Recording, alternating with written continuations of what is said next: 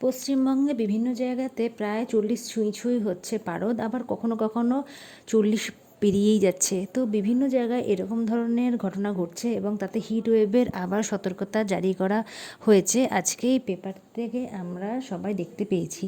এরপরে দেখা যাচ্ছে মেদিনীপুর, বাঁকুড়া, এমনকি কলকাতার সল্টলেক, এসব জায়গাতেও কিন্তু প্রায় 40-এর কাছে পৌঁছে যাচ্ছে। তো সেই জন্য 40 ডিগ্রি মানে বোঝাই যাচ্ছে ভীষণই ভালো একটা গরমের তাপমাত্রা। তো সেটা সহ্য করা স্কুল পড়ুয়াদের পক্ষে খুবই কঠিন। তাই আমরা বুঝতে পারছি যে হয়তো খুব শিগগিরই একটা নোটিশ আমরা আবার পেতে চলেছি, যেটাতে আবার নতুন করে স্কুল বন্ধ হওয়ার নির্দেশ থাকবে।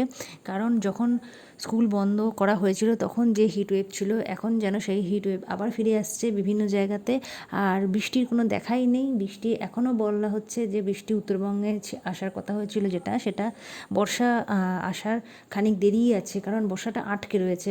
মৌসুমি জলবায়ুর প্রভাব যেভাবে আমরা জানি যে বৃষ্টিপাত হওয়ার জন্য 1 নম্বর কারণ, সেই মৌসুমি বায়ুটা কিন্তু সেভাবে এখনও আমরা দেখতে পাচ্ছি না। তো সম্ভবত সমস্তটাই আমরা ক্লিয়ার করে দেখতে পাবো যখন নবান্ন থেকে আমাদের একটা বিজ্ঞপ্তি জারি করা হবে যে নতুন করে স্কুল কতদিনের ছুটি দেওয়া হচ্ছে।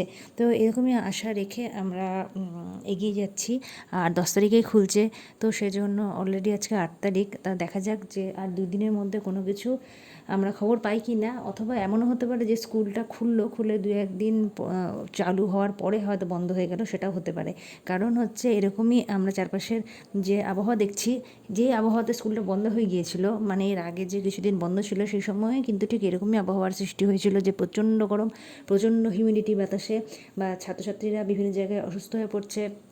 এমনকি টিচাররা অসুস্থ হয়ে পড়ছেন, যারা বয়স্ক, হয়তো যারা রিটায়ার করবেন এরকম মানুষও প্রচুর আছে। অনেকে অসুস্থ আছে কম বয়সী, কিন্তু তারাও কিন্তু অসুস্থ হয়ে পড়তে পারেন।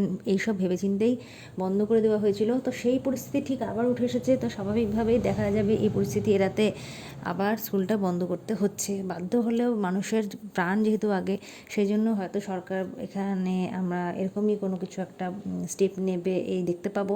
তো আশা করছি যা হবে সবটাই ভালো হবে।